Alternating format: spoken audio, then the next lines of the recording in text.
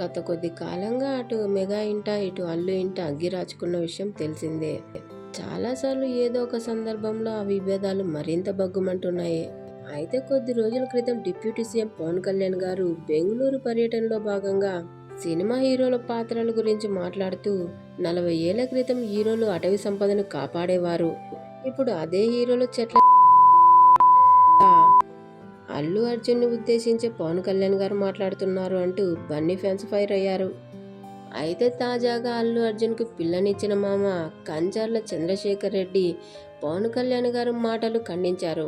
పవన్ కళ్యాణ్ గారు ఏ అంశం మీద అలా మాట్లాడారో, ఒక సినిమా కోసం మాత్రమే అల్లు అర్జున్ నటించాడనే విషయం పవన్ కళ్యాణ్ గారికి కూడా తెలుసు కదా.